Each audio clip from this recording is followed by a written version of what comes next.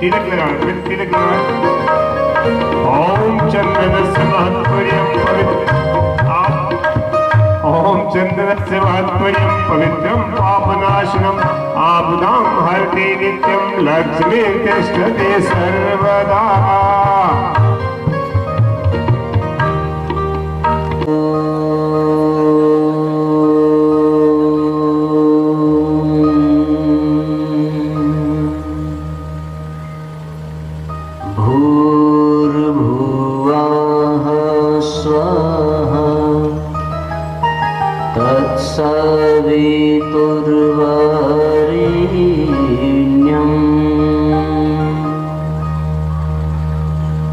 भर्गो देवस्य धीमहि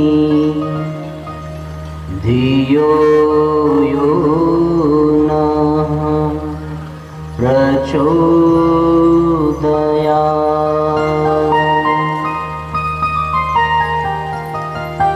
ॐ ऐं श्रीराम आनन्दनाथाय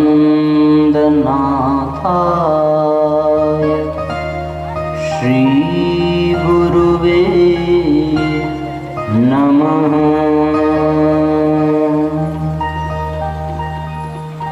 त्वमादिदेवः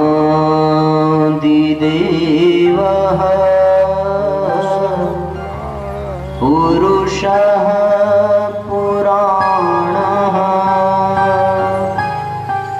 त्वमस्य विश्वस्य परं निधानम्। वेत्तासि वेद्यं च परं च धाम त्वया ततं विश्वमनन्तरूपम्। भवानी शङ्करो वन्दे श्रद्धा विश्वास रूपिणो। यमाश्रितो हि वक्रोऽपि चन्द्रः सर्वत्र वन्द्यते।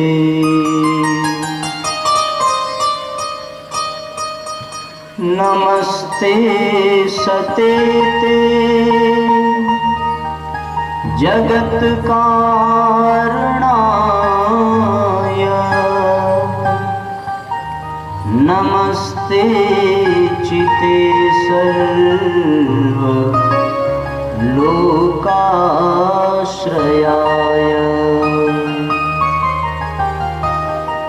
नमो द्वैततत्त्वाय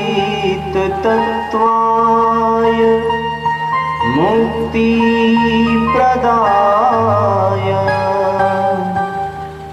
नमो ब्रह्मणे व्यापिने शाश्वताय।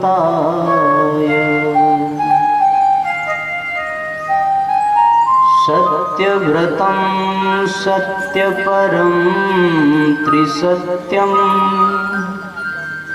सत्यस्य योनिं निहितं च सत्ये।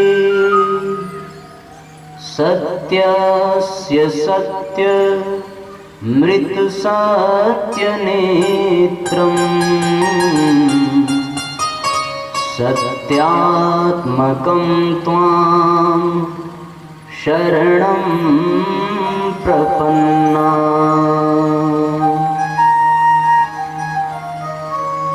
गजाननं भूतगणाधिसेवितं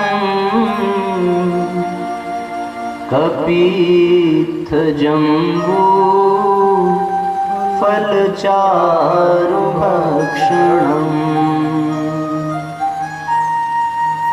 उमा सुतं शोक विनाश कारकम्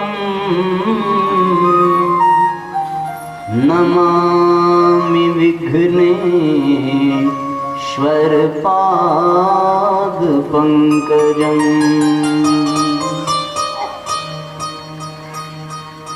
मंगल भावना अमंगल हारी द्रवं सदशरथ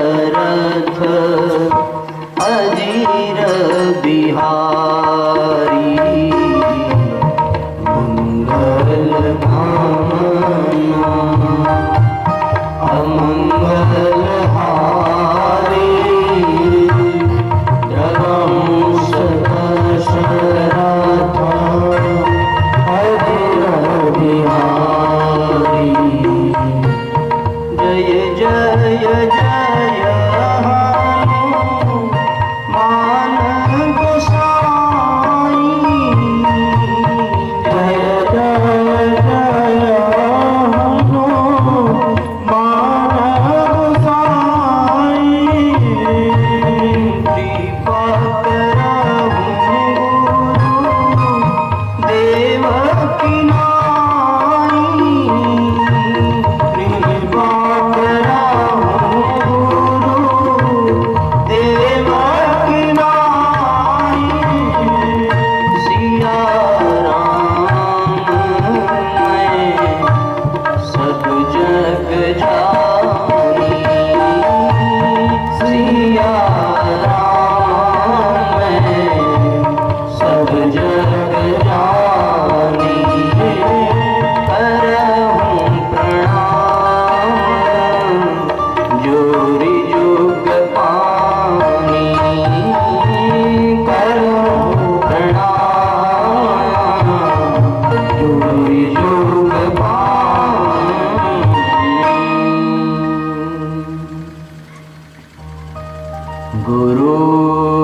गुरुर्ब्रह्मा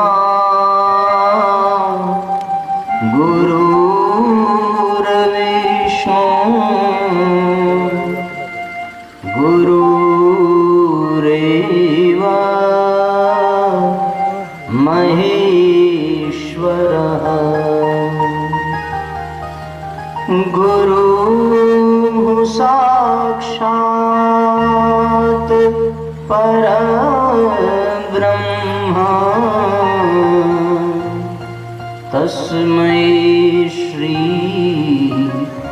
गुरुवे नमः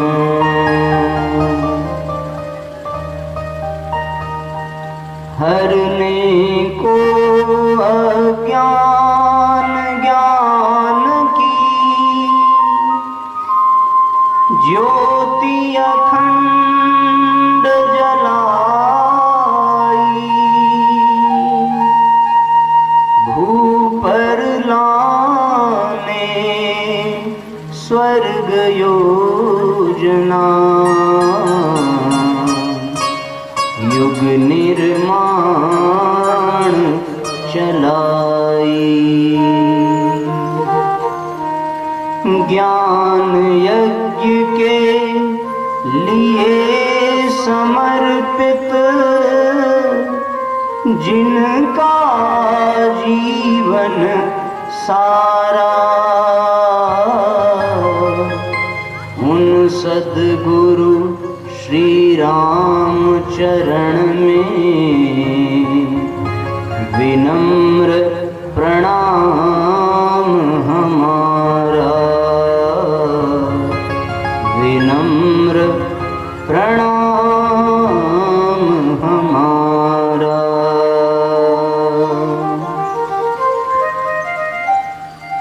शत शत तुमको प्रणाम सद्गुरु तुमको प्रणाम शत शत तुमको प्रणाम सद्गुरु तुमको प्रणाम शत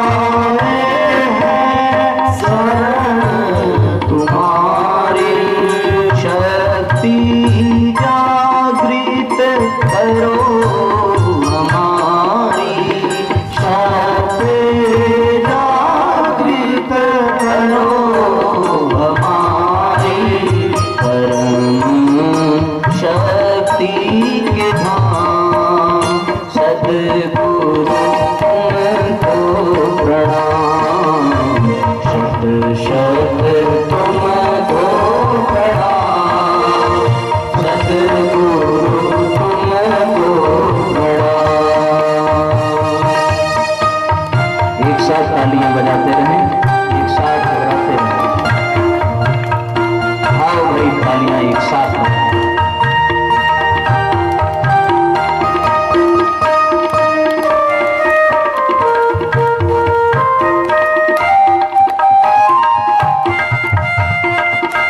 गुरु सत्ता का स्मरण करें, गुरु सत्ता का ध्यान करें, प्रार्थना करें। हम सभी कल्याण हो कर्म हमारा, जन कल्याण हो कर्म हमारा, मानव सेवा धर्म हो प्यारा, मानव सेवा हो धर्म हमारा, सेवा हो निष्काम, सतगुरु तुमको प्रणाम, सेवा हो निष्काम, सतगुरु तुमको प्रणाम, शत शत तुमको प्रणाम, सतगुरु तुमको प्रणाम, शत तुमको प्रणाम, सतगुरु तुमको प्रणाम। उनमें भक्ति का दीप जला दो, प्रीति होई जपना, सतगुरु तुमको प्रणाम, शत शत तुमको प्रणाम, सतगुरु तुमको प्रणाम।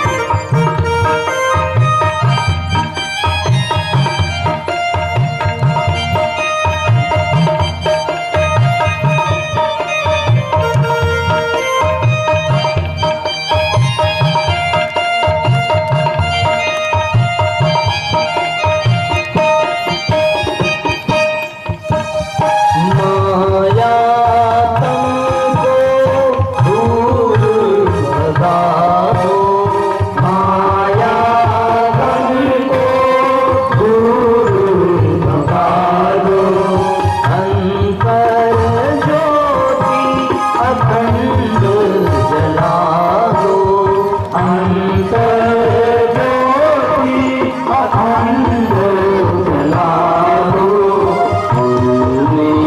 आठों याम, सतगुरु तुमको प्रणाम, आठों याम, सतगुरु तुमको प्रणाम। स्वरूपा माताओं, बहनों, देवतुल्य भाइयों, आज श्रीमद् पावन प्रज्ञा पुराण कथा के द्वितीय सत्र में हम सभी प्रवेश करने जा रहे हैं। भगवान जब अहेतु की कृपा करता है साथियों, तब हमारे जीवन में इस तरीके के स्वर्णिम अवसर आते हैं। आपने कई बार सुना होगा, बाबूजी बैठे हैं इनके मुख से, कि आप खुद चल कर के नहीं आए, आपको यहाँ बुलाया गया है। और जो आयोजक मंडल है वो बुला रहा है, ऐसी बात नहीं है, क्योंकि आयोजक मंडल का जो व्यक्ति होता है वो तो बहुत लोगों को बुलाता है, लेकिन आता कोई कोई ही है, और पहुंच वही पाता है साथियों जिसे भगवान चयन करके अपने पास बुलाता है। प्रधानमंत्री की कुर्सी रहती है, पर उस कुर्सी तक वही पहुंचता है जिसे जनता जनार्दन चयनित करती है। इलेक्शन में इलेक्ट होने के बाद ही वह व्यक्ति प्रधानमंत्री बन पाता है। उसी तरीके से साथियों, सत्संग में सेलेक्ट होने के बाद ही आप पंडाल तक पहुंच पाते हैं। ये पक्की बात आप नोट करके जाइएगा। तो आप तेनुआ गांव के ऐसे बहुत से परिजनों में से कुछ विशेष और कुछ खास हैं जिसके कारण आपको ये सौभाग्य प्राप्त हो रहा है कि पावन प्रज्ञा पुराण कथा के दैवीय सूत्रों को हृदयंगम कर सके। हम सब बड़े भाग्यशाली हैं। स्वामी विवेकानंद जी का एक छोटा सा प्रसंग याद आता है कि 4 वर्ष विदेश में रहने के पश्चात जब वो भारत वापस लौट करके आए तो यहाँ के लोगों ने उनसे पूछा कि इतने दिनों तक आप विदेश में थे तो वहां के लोगों को तो बड़ा विशेष लाभ मिला, क्योंकि आपके माध्यम से भारतीय आर्ष ग्रंथों के दैवीय विचार उन तक पहुंच सके। लेकिन इन 4 सालों में आपको क्या लाभ मिला? क्या इन 4 सालों में आप अपने देश से दूर रहे, आप अपने परिवार से दूर रहे, क्या आपको भी कुछ प्राप्त हुआ? उन्होंने कहा, जो हमें प्राप्त हुआ वो शायद किसी अन्य भारतीय को प्राप्त नहीं होगा। और प्राप्त क्या हुआ? प्राप्त ये हुआ कि जब तक मैं भारत में था तब तक मैं ये सुनता आया था कि भारत में वही लोग जन्म लेते हैं जो बड़े भाग्यशाली हैं। भारत देवताओं का देश है, ये सिर्फ सुनने वाली बातें थी मेरे लिए। भारत ऋषियों का देश है, भारत में आर्ष ग्रंथ हैं, भारत में दैवीय आत्माओं का अवतरण होता है, भगवान के कई अवतार हुए हैं। ये सब हम बस सुनते आए थे। पर विदेशों में जाकर के ये अनुभूति हुई कि दुनिया में अगर किसी भी व्यक्ति को मोक्ष मिलने वाला है तो उसे एक बार भारत की धरती पर जन्म अवश्य लेना पड़ेगा, तभी जाकर के उसे मोक्ष की प्राप्ति होगी। क्योंकि मोक्ष की प्राप्ति के लिए जिस साधना की, जिस विचार की, जिस परंपरा की और जिस अनुग्रह की अत्यंत आवश्यकता पड़ती है, वो भारत के अन्यत्र और कहीं नहीं मिलता, सिर्फ इसी धरती पर मिलता है। और यदि और गहराई में झांक करके देखें साथियों, तो ये कारण क्या है कि भारत में इतनी दिव्यता है? इसका मुख्य कारण क्या है, ये हम सबको जानना चाहिए। इसका मुख्य कारण ये नहीं है कि यहां पर बहुत सारे मंदिर हैं। इसका मुख्य कारण ये भी नहीं है कि यहां बहुत सारे कर्मकांडी ब्राह्मण हैं। साथियों, इसका मुख्य कारण है कि इस देश में ऋषियों ने जन्म लिया, इस देश में महापुरुषों ने जन्म लिया। इसका मुख्य कारण ये है। जितने ऋषि और जितने महापुरुष यहां जन्म लेकर के आए, इस धरती को हरा भरा बनाया, उतने और किसी देश को प्राप्त न हुए। ये भारत की विशेषता है। यहाँ पर ऋषि मुनि यदि न होते तो शायद भारत न होता, फिर इसका भी नामांकन विदेशों जैसा ही होता। लेकिन यही वो भारत है जिसके कारण समस्त विश्व को एक दिशा मिली और समस्त विश्व को एक नई ऊर्जा प्राप्त हुई। ये भारत वास्तव में जगत गुरु था और अभी भी है, आगे भी रहेगा, इसमें कोई दो राय नहीं है। साथियों, ऐसे देश में हम जन्म पा करके और उसके बावजूद भी हम अपने जीवन को धन्य न बना सकें तो फिर इसमें हमारी अपनी ही मूर्खता कही जाएगी। हम ये अनुभव कर सकें कि हम किस देश के वासी हैं, हम ये अनुभव कर सकें कि हम किस परंपरा से निकल करके आए हैं, हम ये अनुभव कर सकें कि हमारे पूर्वज कौन से ऋषि थे, तो आप ये मान लेना कि पावन प्रज्ञा पुराण कथा सुनना सार्थक हो गया। विशेष बात है ये धरती वो जहां ऋषि मुनि जपते हरि नाम की माला। बड़ा प्यारा गीत है, आप लोगों ने सुना होगा। ये धरती वो जहां ऋषि मुनि जपते हरि नाम की माला। सभी एक साथ दोहराइए और अनुभव करिए। ये धरती वो जहां ऋषि मुनि जपते हरि नाम